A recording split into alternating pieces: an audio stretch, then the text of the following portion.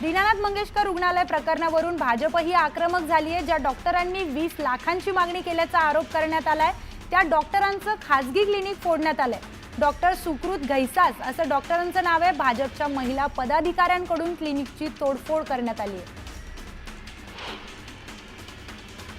दीनानाथ मंगेशकर रुग्णालयाविरोधात विविध संघटना आक्रमक झाल्यात। पतित पावन संघटनेच्या कार्यकर्त्यांनी रुग्णालयाच्या नावाच्या पाटीला काळं फासत निषेध नोंदवलाय।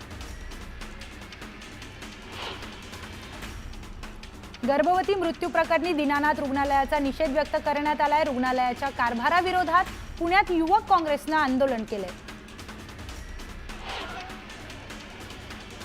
गर्भवती मृत्यू प्रकरणी दीनानाथ मंगेशकर रुग्णालयाबाहेर शिवसैनिकांनी आंदोलन केलं। रुग्णांच्या जीवाशी खेळ सुरू असल्याचा आरोप करत दोषींवर कारवाई करण्याची मागणी यावेळी आंदोलकांनी केली। गर्भवती मृत्यू प्रकरणी रुग्णालयाबाहेर चिल्लर फेकत शिवसेना कार्यकर्ते आक्रमक झाले। आंदोलकांनी अधिकाऱ्यांवर चिल्लर फेकली। आंदोलकांचा संताप पाहून रुग्णालयाचे अधिकारी माघारी फिरले। दीनानाथ मंगेशकर रुग्णालयात गर्भवती महिलेचा मृत्यू झाला। प्रसूतीसाठी रुग्ण दाखल करताना 10 लाख रुपये मागितल्याचा आरोप कुटुंबियांनी केला। या प्रकरणी चौकशीसाठी 2 वेगवेगळ्या समित्या स्थापन केल्याची माहिती आरोग्यमंत्री प्रकाश आंबेडकर यांनी दिली आहे। मुजोरी करणं ही मुघलशाही आहे। नेमकी काय चूक झाली हे सरकार तपासेल आणि कारवाई करेलच असा दावा बावनकुळे यांनी केलाय। तर जबाबदार व्यक्ती सोडणार नाही आणि कुणीही आरोपी असल्यास त्याला माफ करणार नाही असंही बावनकुळे म्हणाले। मंत्रालयातून विनंती करूनही जर रुग्णालय प्रशासन ऐकत नसेल तर सर्वसामान्य जनतेचं काय? शासनाने या संपूर्ण प्रकरणाची गांभीर्याने नोंद घेऊन सखोल चौकशी करावी अशी मागणी खासदार सुप्रिया सुळेंनी केली आहे। सरकारने निश्चित दिशानिर्देश राज्यातील सर्व रुग्णालयांना द्यावेत असंही सुळे म्हणाले। भाजप आमदाराच्या जवळच्या व्यक्तीवर ही वेळ आली आहे, मग सामान्य जनतेचं काय हाल होत असतील असा सवाल विजय वडेट्टीवारांनी विचारलाय। आरोग्य व्यवस्थेत सुरू असलेला माज आज चव्हाट्यावर आलाय। सरकारचा काय धाक आहे या रुग्णालयाने दाखवून दिलं अशी टीका देखील वडेट्टीवारांनी केली आहे। दीनानाथ मंगेशकर हॉस्पिटल धनदांडियांचं हॉस्पिटल आहे। श्रीमंतांशिवाय सामान्य माणसाला तिथे उपचार मिळत नाहीत। हॉस्पिटलचा धर्मादाय परवाना रद्द करून सरकारने जमीन ताब्यात घ्यावी अशी मागणी संभाजी ब्रिगेडच्या संतोष शिंदे यांनी केली आहे। रामनवमी निमित्त बंद राहतील मांस विक्री दुकानं। 5 एप्रिलला दुपारी 12 ते 6 एप्रिलला मध्यरात्री 1 पर्यंत ही दुकानं बंद राहणार आहेत। आत्ताची सगळ्यात मोठी बातमी आपण पाहतोय, कल्याण डोंबिवली मनपाचे हे आदेश आहेत आणि असं परिपत्रक देखील त्यांनी जारी केलेलं आहे।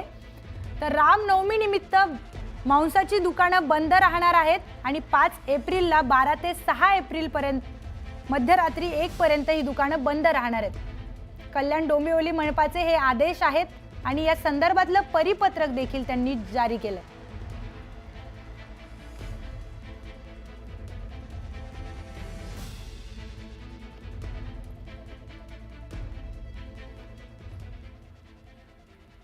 तर वक्फ बोर्ड संदर्भात सुप्रीम कोर्टात याचिका दाखल करण्यात आली आहे। काँग्रेस सदस्य मोहम्मद जावेद यांच्याकडून ही याचिका दाखल करण्यात आली आहे। लवकरच तारीख निश्चित करणार असं कोर्टाने स्पष्ट केलं। तर वक्फ बोर्ड संदर्भात सुप्रीम कोर्टात ही याचिका दाखल करण्यात आली आहे आणि ही याचिका काँग्रेस सदस्य मोहम्मद जावेद यांच्याकडून दाखल करण्यात आली आहे। तर त्या संदर्भात लवकरच तारीख निश्चित करणार असं कोर्टाने स्पष्ट केलं। तर आपले प्रतिनिधी प्रशांत लीला रामदास आपल्या सोबत फोन लाईननी जोडले गेलेले आहेत। प्रशांत, काँग्रेस सदस्य मोहम्मद जावेद यांच्याकडून याचिका दाखल करण्यात आली आहे आणि वक्फ बोर्ड संदर्भात सुप्रीम कोर्टात ही याचिका दाखल करण्यात आली आहे। काय अधिकची माहिती आहे या संदर्भात? कालच संसदेच्या राज्यसभेमध्ये आणि संसदेच्या दोन्ही सभागृहामध्ये वक्फ सुधारणा विधेयक पारित झालं आणि त्या सुधारणा विधेयकाच्या विरोधामध्ये आता काँग्रेसचे खासदार मोहम्मद जावेद नेक जे राज्यसभा सदस्य आहेत त्यांनी या संदर्भात याचिका दाखल केली आहे सुप्रीम कोर्टामध्ये। त्यांनी त्या याचिकेत दावा केला आहे की ही जे संशोधन झालं आहे की ही जी सुधारणा आली आहे ही सुधारणा भेदभावपूर्ण आहे आणि कलम 26 जे आहे त्या कलम 26च्या विरोधात मध्ये आहे आणि याचमुळे या संदर्भात आपण सुनावणी घ्यावी। आज या संदर्भात सुप्रीम कोर्टामध्ये याचिका दाखल झाल्यानंतर सुनावणी झाली, त्यानंतर तारीख सुप्रीम कोर्टाने आश्वासन दिलेलं आहे की या संदर्भात आम्ही लवकरात लवकर तारीख निश्चित करू आणि हे स्पष्ट केलं आहे की आम्ही या संदर्भात लवकरात लवकर सुनावणी घेऊन या संदर्भात जेही निर्णय द्यायचा तो देखील लवकरात लवकर निर्णय देऊ असं देखील स्पष्ट करण्यात आलं। हे अत्यंत महत्त्वाचं आहे की एकाच दिवसापूर्वी संसदेने विधेयक जे आहे ते पारित केलेलं आहे, त्यानंतर आज सुप्रीम कोर्टात याचिका दाखल होऊन या संदर्भात सुनावणी देखील झालेली आहे। स्टुडिओ धन्यवाद प्रशांत। वळूया पुढच्या बातमीकडे।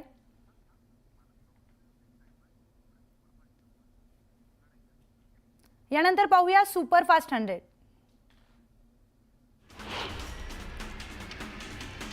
धुळे जिल्ह्याला अवकाळी पावसानं झोडपून काढला। अवकाळी पावसाचा जिल्ह्यातील 104 गावांना फटका बसलाय। कांदा, मका, ज्वारी आणि बाजरी फळबागांचं देखील मोठं नुकसान झालंय, त्यामुळे शेतकऱ्यांकडून नुकसान भरपाईची मागणी होतीये। मावळमध्ये अवकाळी पावसाने हजेरी लावली आहे। पावसामुळे नागरिकांना उष्णतेपासून दिलासा मिळालाय। दरम्यान शेतातील पिकांचं नुकसान झाल्यानं शेतकरी हवालदिल झालाय। शहापूरच्या डोळखांब भागात वादळी वाऱ्यासह गारांचा पाऊस झाला, त्यामुळे उकाड्यानं हैराण असलेल्या नागरिकांना दिलासा मिळालाय। मात्र भाजीपाला आणि आंब्यांच्या पिकावर मोठा परिणाम झालाय। वाशिममध्ये सलग चौथ्या दिवशीही अवकाळी पाऊस झालाय, त्यामुळे हळद, कांदा, बीज आणि उर्वरित गव्हाच्या पिकांचं मोठं नुकसान झालंय। दरम्यान राज्य सरकारने नुकसानग्रस्त शेतकऱ्यांना भरपाई द्यावी अशी मागणी शेतकऱ्यांनी केली आहे। राज्यातील बऱ्याच जिल्ह्यामध्ये पावसानं हजेरी लावली आहे। 24 जिल्ह्यात झालेल्या पावसात जवळपास 25 ते 30 हजार हेक्टरवरील पिकांचं नुकसान झालंय, त्यामुळे पंचनामे झाल्यावर सरकार पातळीवर मदत करू अशी माहिती कृषी मंत्री माणिकराव कोकाटे यांनी दिली। लातूर जिल्ह्यात अवकाळी पावसाचा कहर पाहायला मिळाला। पळशीमधील आंबा उत्पादक शेतकऱ्याच्या आंबा बागेचं प्रचंड नुकसान झालं। वादळी वाऱ्याने आंब्याच्या झाडाखाली आंब्यांचा सडा पडलेला होता। परभणी जिल्ह्यात पावसाचा फळबागांना मोठा फटका बसलाय। फळबागांसोबत शेतात काढून ठेवलेली ज्वारी, गहू पिकाचं अतोनात नुकसान झालं। जनावरांची वैरण भिजल्याने शेतकरी आर्थिक संकटात सापडला। कोकणात मागील काही दिवसांपासून सुरू असलेल्या अवकाळी पाऊस आणि ढगाळ वातावरणामुळे हापूस आंब्यावर परिणाम दिसून येतोय। वातावरणातील बदलांमुळे हापूस आंबा धोक्यात आलाय। परभणी जिल्ह्यात अवकाळी पावसानं धुमाकूळ घातलाय। वादळी वारा आणि विजांच्या कडकडाटासह झालेल्या पावसामुळे फळबागांचं मोठं नुकसान झालंय, त्यामुळे शेतकरी आर्थिक विवंचनेत सापडला। बुलढाणा जिल्ह्यात अवकाळी पावसानं धुमाकूळ घातलाय। जिल्ह्यातील 4000 हेक्टरवरील पिकांचं अतोनात नुकसान झालंय, त्यामुळे शेतकऱ्यांच्या नुकसानीचे तात्काळ पंचनामे करावेत असे आदेश देण्यात आलेत।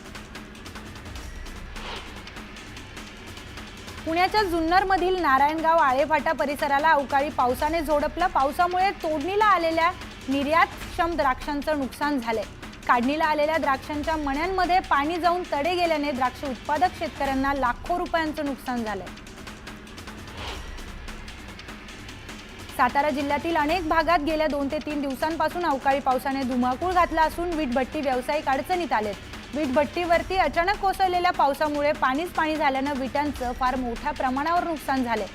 तर विटा पाण्याखाली गेल्यानं आता त्या विटा फेकून देण्याशिवाय वीटभट्टी व्यावसायिकांपुढे पर्यायी मार्ग राहिलाच नाही। नाशिकच्या जिल्ह्याच्या ग्रामीण भागात सलग 2 दिवस अवकाळी पाऊस आणि गारपिटीने धुमाकूळ घातला। 30 गावातील 1990 शेतकऱ्यांना अवकाळीचा फटका बसला। 1297 हेक्टरवरील पिकं आडवी झाली। छत्रपती संभाजीनगरमध्ये अवकाळी पावसाने अनेक ठिकाणी पिकं जमीनदोस्त झाली आहेत। शहरातील नागरिकांना उष्णतेपासून दिलासा मिळाला असला तरी शेतकऱ्यांवर मात्र अस्मानी संकट कोसळलं। सांगलीच्या वाळवा आणि जत तालुक्यात वादळी वाऱ्यासह जोरदार पावसाने हजेरी लावली। पावसामुळे उन्हाळी भुईमूग, गहू, हरभरा, शाळू आणि मळणी काढणीचं काम रखडलंय। सलग दुसऱ्या दिवशी नाशिकच्या ग्रामीण भागात पावसाने धुमाकूळ घातलाय। काही ठिकाणी पावसासोबत गारपीटही झाली। गारपीटमुळे पिकांचं मोठं नुकसान झालं। चांदवडमध्ये अवकाळी पावसानं दमदार हजेरी लावली आहे, त्यामुळे पिकांचं मोठ्या प्रमाणात नुकसान झालं असून द्राक्ष, कांदा आणि कांद्यांच्या बियाचं मोठं नुकसान झालंय, तर उकाड्यानं हैराण झालेल्या नागरिकांना काहीसा दिलासा मिळाला. छत्रपती संभाजीनगरला अवकाळी पावसाने झोडपून काढलं. फुलंब्री, कन्नड, वैजापूर, खुलताबाद तालुक्यात गारपीटही झाली. गारपिटीमुळे फळबागा, फुलशेती, भाजीपाला, कांदा बीज आदींचं मोठं नुकसान झालंय. सोलापूरच्या बार्शी तालुक्यात वादळी वाऱ्यासह अवकाळी पावसाने हजेरी लावली. बोरगाव झाडी गावात पावसाचा शेतकऱ्यांच्या पिकांना मोठा फटका बसलाय. 1.5 एकरातील मका भुईसपाट झाली. जळगावच्या अमळनेर तालुक्यात वादळी पावसामुळे बाजरी, मका, गव्हाच्या पिकांचं मोठ्या प्रमाणात नुकसान झालं. हातातोंडाशी आलेला घास हिरावल्याने शेतकरी हवालदिल झालाय. तातडीने नुकसान भरपाई देण्याची मागणी शेतकऱ्यांनी केली आहे. नाशिकच्या इगतपुरीत जमावाने थेट पोलिसांना मारहाण केली आहे. झाडावर लटकलेल्या मृतदेहाबाबत चौकशी करण्यासाठी गेलेले पोलीस कृष्णा गोडसे आणि रामदास वाघ या दोघांनाही कपडे फाटेस्तोवर नागरिकांनी मारले. पोलिसांनी फाशी घेतल्याचा दावा केल्याने आदिवासी जमाव संतप्त झालाय. संतोष देशमुख हत्या प्रकरणावर शिंदे साहेबांचं लक्ष आहे. आंधळेला पकडण्याचे 100% प्रयत्न सुरू आहेत. आरोपींना मदत करणाऱ्या कोणालाही सोडणार नाही असं योगेश कदम यांनी सांगितलं.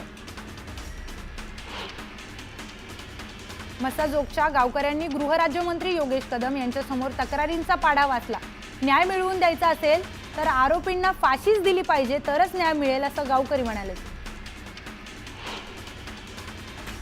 चंद्रपूर जिल्ह्यातील अनिर्बंध मद्य परवाने वाटपाची आता SIT चौकशी होणार आहे. 7 आणि 8 एप्रिलला ACBचं पथक चंद्रपुरातील तक्रार ऐकून घेणार आहे. त्यामुळे मद्य परवाना धारक आणि उत्पादन शुल्क विभागात खळबळ उडाली आहे.